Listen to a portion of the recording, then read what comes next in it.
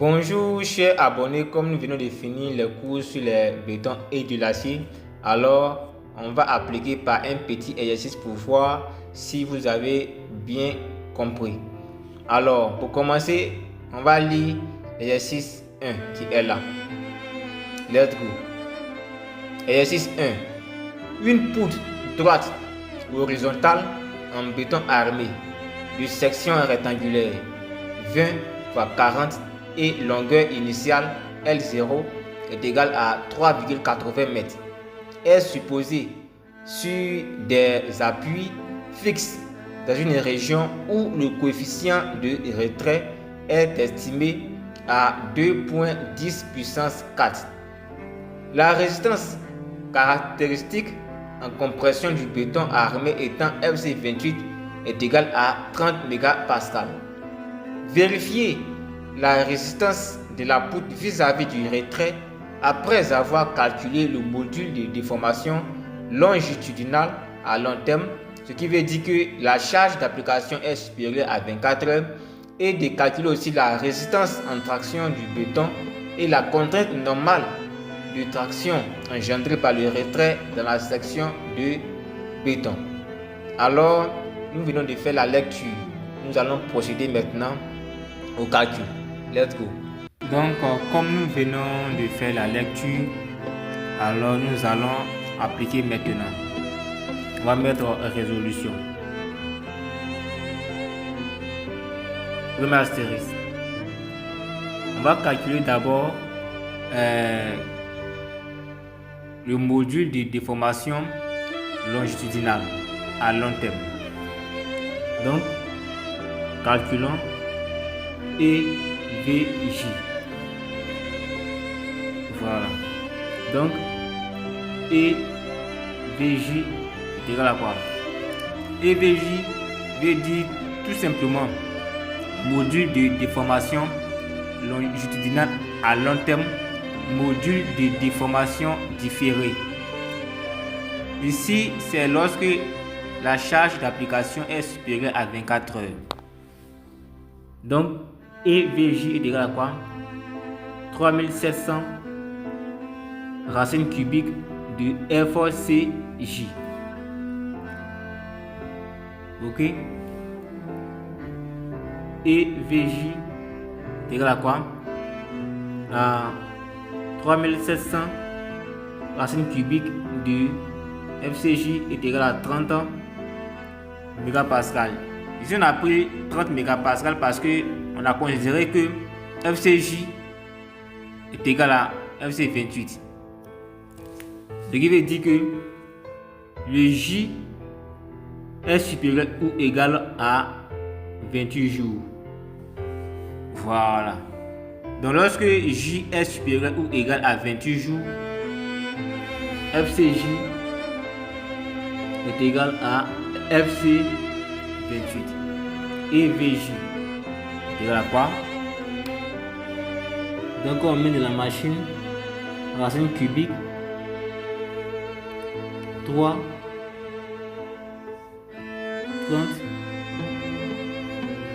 3700 ce qui donne 11 496,76027. Mais on va prendre deux chiffres. Donc ça fait 11 000. La résistance en traction. Voilà. La résistance en traction est notée FTJ, qui est égal à 0,6 plus 0,06 FCJ. Ok, donc on va remplacer par les données. 0,6 plus 0,06 multiplié par FCJ est égal à FC28 qui est 30 mégapascal. Donc multiplié par 30. FTJ est égal à quoi? On va mettre ça dans la machine.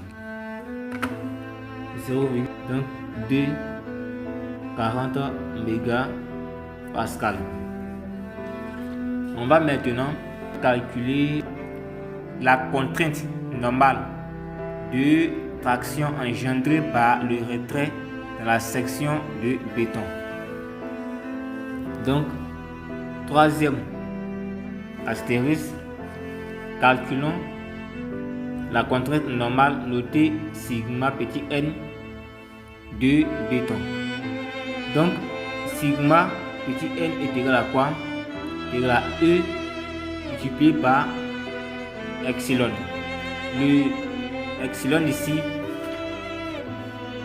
on l'a appelé le retrait, qui est estimé à 2,10 puissance moins 4. Ok. Le E aussi, c'est notre module de déformation différée. Voilà, qui est 11 496,76 mégapascal.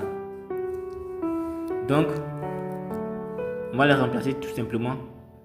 Sigma n est égal à quoi?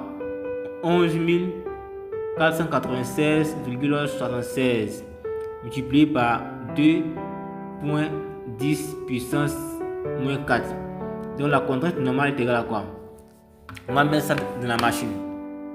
2,29. Donc on va prendre 2,30. Ok, 2,30. Car il y a un 9 qui est derrière le 29. Donc ça fait 2,30 mégapascal. On a arrondi au fait. On va maintenant vérifier la résistance de la poutre vis-à-vis du retrait. Après avoir calculé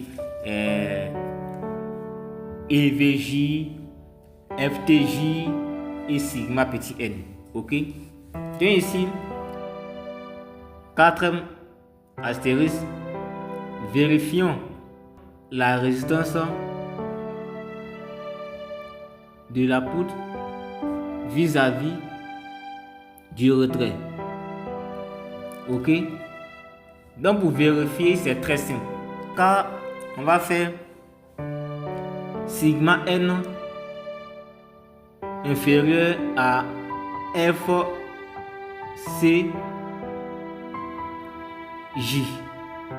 où on met 2,30 inférieur à 2,40 mégapascal. Ce qui veut dire que la poutre résiste vis-à-vis du retrait. Et c'est la fin de notre vidéo. Si vous avez aimé la vidéo, n'oubliez pas de liker et de partager. Si vous n'avez pas compris une partie, signalez dans les commentaires. Merci, à très bientôt pour une prochaine vidéo.